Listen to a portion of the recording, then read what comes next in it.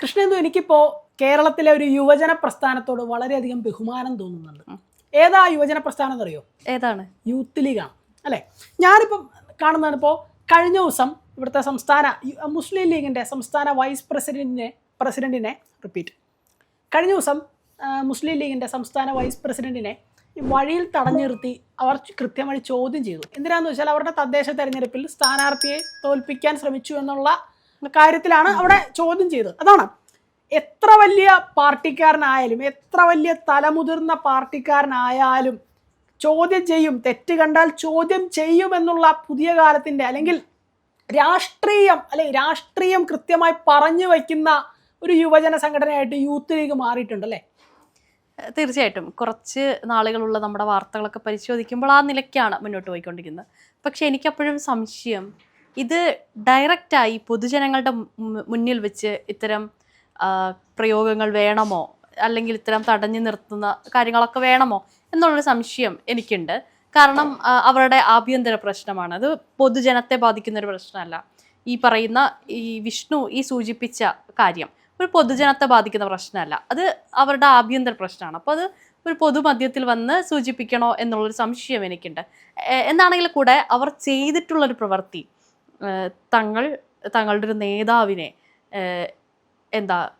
ചോദ്യം ചെയ്യുന്ന, അതും വഴിയിൽ തടഞ്ഞു വെച്ചാണ് അല്ലേ, വണ്ടിയിലിരിക്കുന്നവരെ തടഞ്ഞു വെച്ച് പഞ്ചായത്ത് കമ്മിറ്റിയെ എന്തുകൊണ്ട് പിരിച്ചുവിട്ടില്ല? പറയുന്ന തദ്ദേശ സ്വയംഭരണ സ്ഥാപനങ്ങളിലേക്കുള്ള തിരഞ്ഞെടുപ്പിൽ സ്ഥാനാർത്ഥിയെ തോൽപ്പിക്കാൻ ശ്രമിച്ച പഞ്ചായത്ത് കമ്മിറ്റിയെ പുറത്താക്കിയില്ല. ആ ഒരു രീതിയിലാണ് അവരെ എന്തുകൊണ്ട് അവർക്കെതിരെ നടപടി എടുത്തില്ല എന്നതൊക്കെ പറഞ്ഞുകൊണ്ടാണ് ഈ പ്രതിഷേധം ഉണ്ടായിട്ടിരിക്കുന്നത്. അപ്പോൾ കാര്യം കുറച്ച് മാതൃകാപരമാണ്.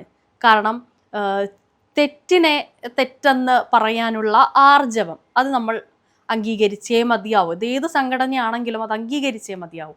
ആ യുവജനങ്ങൾ എന്ന് പറയുന്നത് നാളത്തെ പാർട്ടിയെ നയിക്കേണ്ടവരാണ്. മുന്നോട്ട് പാർട്ടിയെ കെട്ടുറപ്പോടെ കൊണ്ടുപോകണമെങ്കിൽ ഒരു പറ്റം നല്ല യുവജനങ്ങൾ മുന്നിട്ടിപ്പോഴേ വന്നാലേ മതിയാവൂ. അവരാണല്ലോ പിന്നീട് ഈ പറയുന്ന പാർട്ടിയുടെ നേതൃസ്ഥാനത്തേക്ക് വരിക. അപ്പോൾ യുവജനങ്ങൾ ഇപ്പോഴേ നല്ല രീതിയിൽ പ്രവർത്തിക്കുക എന്ന് വെച്ച് കഴിഞ്ഞാൽ ഭാവിയിലേക്കുള്ള പാർട്ടിയുടെ മുതൽക്കൂട്ടാണെന്നാണ് ഞാൻ വിശ്വസിക്കുന്നത്. അപ്പോൾ യൂത്ത് ലീഗ് ഇത്തരത്തിലൊരു പ്രവൃത്തിയിൽ ഏർപ്പെട്ടിട്ടുണ്ടെങ്കിൽ സ്വാഭാവികമായിട്ടും നാളെയുടെ പാർട്ടി കുറച്ചും കൂടെ സുന്ദരമാകാനുള്ള സാധ്യതയുണ്ട്. ഈ പറയുന്ന തെറ്റുകളും അഴിമതിയും അരാജകത്വവും സ്വജനപക്ഷപാതവും ഒന്നും ഇല്ലാതെ മുന്നോട്ട് പോകാനുള്ള എല്ലാവിധ സാധ്യതയുമുണ്ട്. ഇതേ സംഭവം നമ്മൾ ഈ അടുത്തും കൂടെ കാണുകയുണ്ടായി. അതായത് യൂത്ത് ലീഗ് പ്രവർത്തകരെല്ലാം ചേർന്നുകൊണ്ട് ഈ പി കെ ബഷീർ അദ്ദേഹത്തിന്റെ നേതൃത്വത്തിലുള്ളൊരു കോളേജിലേക്ക് കോഴ ആരോപണം, മാനേജ്മെന്റ് പൈസ വാങ്ങിച്ചു, കോഴ വാങ്ങിക്കുന്നു എന്നൊക്കെയുള്ള ആരോപണം പറഞ്ഞുകൊണ്ട് ആ ഒരു പ്രശ്നത്തിൽ ഈ വളരെ ഡയറക്റ്റായി ഒരു പ്രതിഷേധ മാർച്ച് യൂത്ത് ലീഗ് ഒക്കെ സംഘടിപ്പിക്കും. ഞാനും നോക്കുന്നതാണ്. ഇവിടെ കേരളത്തിലെ യുവജന സംഘടനകളെ നമുക്കൊന്ന് എടുത്തു നോക്കാം. DYFI, യൂത്ത് കോൺഗ്രസ്, യുവമോർച്ച, അങ്ങനെ നിരവധി സംഘടനകളുണ്ട്. അപ്പം യൂത്ത് ലീഗും ഉണ്ട്. അപ്പോൾ ഇവിടെ ഇവർ പല കാര്യങ്ങളിൽ ഇടപെടുന്നത്. ഇപ്പോൾ DYFI എടുക്കാം. ഇവിടെ കേരളത്തിൽ പിണറായി വിജയൻ സർക്കാരിൻ്റെ കാലത്ത് കേരളത്തിൽ PSC സമരവുമായി ബന്ധപ്പെട്ട് തെരുവിൽ കിടന്ന് സമരം ചെയ്ത് മണ്ണ് വാരി തിന്നേണ്ട അവസ്ഥ വരെ ഇന്നവർക്ക് വന്നിട്ടുണ്ട്. തെരുവിൽ കിടന്ന് സമരം ചെയ്തിട്ടും അടികൊണ്ടും ഓരോ കാര്യങ്ങളുണ്ടായിട്ടും ഇവിടുത്തെ യുവജന സംഘടനയായ DYFI ഒരു അക്ഷരം മിണ്ടിയിട്ടില്ല. ഓട്ടെ, യുവമോർച്ച ഇന്ന് ഇന്ത്യയിലെ നമ്മളുടെ CJP സമരവുമായി ബന്ധപ്പെട്ട് ചോദ്യപേപ്പർ ചോർച്ചയുമായി ബന്ധപ്പെട്ട് ഇവിടെ രാജ്യത്ത് സമരം ചെയ്യുമ്പോൾ ഇവിടെ വാമൂടിക്കെട്ടി സമരം ചെയ്തവരാണ്. നിലപാട് പറഞ്ഞതിന്, ടൊവിനോയുടെ വീടിന്റെ മുമ്പിൽ നിലപാട് പറഞ്ഞതിന് വാമൂടിക്കെട്ടി സമരം ചെയ്തവരാണ് ഇവിടുത്തെ യുവമോർച്ച. അപ്പോൾ ഇവരൊക്കെ കണ്ടുപഠിക്കേണ്ടതെന്ന് പറയുന്നത് യൂത്ത് കോൺഗ്രസിനെയും യൂത്ത് ലീഗിനെയൊക്കെയാണെന്നാണ് ഞാൻ മനസ്സിലാക്കുന്ന ഒരു കാര്യം. ഇവിടെ പാർട്ടിയിലെ അത് മുസ്ലിം ലീഗിന്റെ സംസ്ഥാന വൈസ് പ്രസിഡന്റ് ആണെന്ന് ഓർക്കണം. ഈ വൈസ് പ്രസിഡന്റിനെയാണ് വഴിയിൽ തടഞ്ഞു നിർത്തി അവർ ചോദിക്കുന്നത്. നിങ്ങൾ ചെയ്തത് തെറ്റാണ്, നിങ്ങൾ നടപടിയെടുക്കാത്തത് തെറ്റാണ്. ഇത് ആദ്യത്തെ സംഭവമല്ല. യൂത്ത് ലീഗിനെ സംബന്ധിച്ചിടത്തോളം ഇത് ആദ്യത്തെ സംഭവമല്ല. PK ബഷീറിനെ തടഞ്ഞത്, PK ബഷീറിൻ്റെ ഉടമസ്ഥതയിലുള്ള മലപ്പുറത്തെ ഒരു കോളേജിൽ അവിടെ അഡ്മിഷന്റെ ഭാഗമായിട്ട് കോഴ വാങ്ങിയെന്നുള്ള ആരോപണം, ഈ ആരോപണത്തെ ആദ്യം എതിർത്ത് വന്നത് യൂത്ത് ലീഗാണ്. അതും PK ബഷീറിന്റെയും ഉടമസ്ഥതയിലുള്ള ഒരു കോളേജ്. അതാണ്. അപ്പോൾ അവിടെ ചോദ്യം ആദ്യം ഉയർത്തിയത് യൂത്ത് ലീഗാണ്. അപ്പോൾ യൂത്ത് ലീഗ് ഈയിടെയായിട്ട് കൃത്യമായൊരു രാഷ്ട്രീയം പറഞ്ഞു വയ്ക്കുന്നുണ്ട് അല്ലേ. ഇപ്പോൾ അലോഷ്യസ് സേവ്യർ ആയാലും മറ്റേ പ്ലീഡർ നിയമനവുമായി ബന്ധപ്പെട്ടും വി.ഡി. സതീശനെതിരെ സംസാരിച്ചിട്ടുണ്ട്. അതാണ്.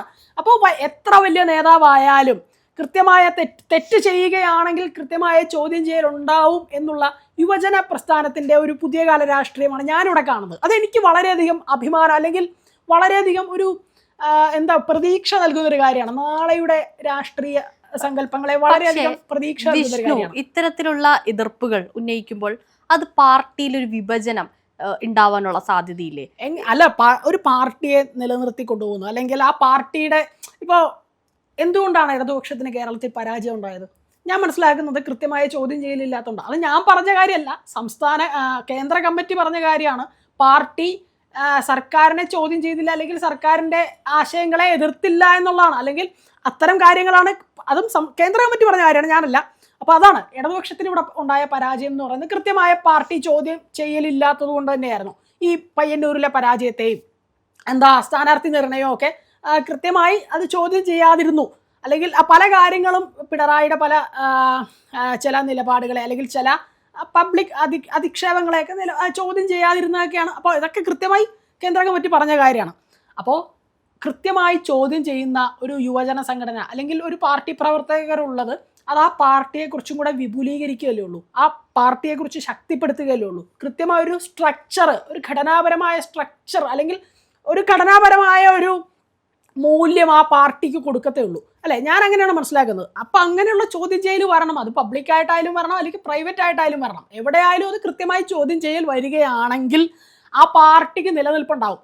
കാരണം കാലങ്ങൾ കഴിയും തോറും പാർട്ടിയുടെ നേതാക്കൾ മാറുന്നു, നേതാക്കൾ എടുക്കുന്ന ആശയങ്ങൾ മാറുന്നു, ഇതുമായി ബന്ധപ്പെട്ട് പല കാര്യങ്ങളും അവിടെ മാറുന്നുണ്ട്. അപ്പോൾ കൃത്യമായി ചോദ്യം ചെയ്യൽ വരുന്നതിലൂടെ കൃത്യമായൊരു അവലോകനം അല്ലെങ്കിൽ പാർട്ടിയുടെ അത് വളർച്ചയ്ക്ക് തന്നെയാണ് കാരണം. അത് ഏത് പാർട്ടിയുടെ ആയാലും, കമ്മ്യൂണിസ്റ്റ് പാർട്ടി എന്നല്ല ഉദ്ദേശിക്കുന്നത്, മുസ്ലിം ലീഗ് ആയാലും യൂത്ത് കോൺഗ്രസിൻ്റെ ആയാലും BJPയുടെ ആയാലും. പക്ഷെ ഇവിടെ എന്നെ വ്യത്യസ്തമാക്കുന്ന അല്ലെങ്കിൽ ഇവിടെ ഞാൻ വ്യത്യസ്തമായി കാണുന്ന യൂത്ത് ലീഗിൻ്റെ ഒരു അവർ നടത്തുന്ന അല്ലെങ്കിൽ അവർ പ്രതികരിക്കുന്ന പുതിയ കാലത്തിൻ്റെ ഒരു യുവത്വം എനിക്ക് അവരിൽ വലിയൊരു പ്രതീക്ഷ കാണാൻ പറ്റുന്നുണ്ട്.